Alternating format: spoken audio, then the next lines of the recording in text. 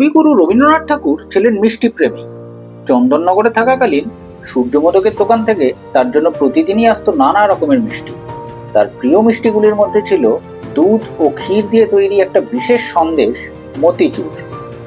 বাংলার গর্ব এই সন্দেশকে নিয়েই তৈরি আজকের অল্প অল্প কিছু গল্পের এই পর্বে আপনাদের জানাবো বেশ কিছু ইন্টারেস্টিং ট্রিভিয়া। পুরো ভিডিওটা দেখে নিয়ে আপনাদের মতামত কিন্তু অবশ্যই জানাবেন।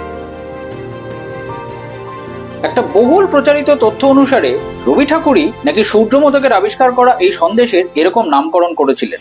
কারণ হিসেবে তিনি বলেছিলেন যে এই সন্দেশ নাকি হাতে নিলেই একেবারে মুক্তোর মতো চূর্ণ হয়ে যায়। মতিচুরের সঙ্গে চন্দননগর এবং রবীন্দ্রনাথের কানেকশন নিয়ে অবশ্য অনেকেই অন্যরকম মত পোষণ করেন। অনেক ইতিহাসবিদদের সঙ্গে এই দলে আছেন চন্দননগরের একজন বিশিষ্ট নাগরিক, লাইব্রেরিয়ান, গবেষক এবং অবশ্যই সত্যজিৎ রায় বিশেষজ্ঞ দেবাশিস মুখোপাধ্যায়।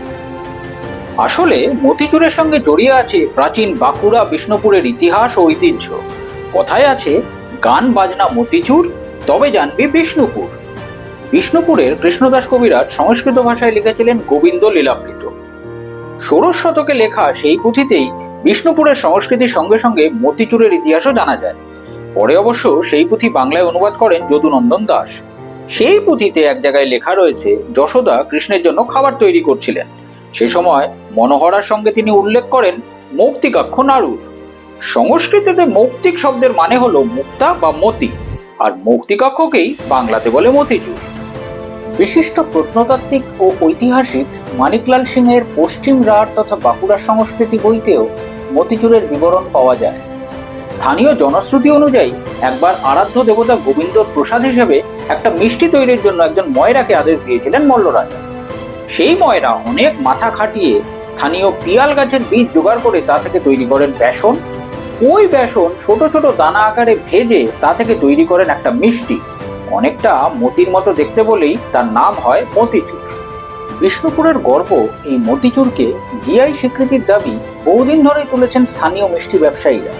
2025 সালেই মেলে সেই বহুকাঙ্ক্ষিত ট্যাগ। এসব থেকে একটা জিনিস কিন্তু বেশ পরিষ্কার, মতিচুরের আবিষ্কারের সঙ্গে চন্দননগরের সূর্যমোদক এবং এর নামের সঙ্গে রবীন্দ্রনাথ ঠাকুরের খুব একটা সম্পর্ক নেই।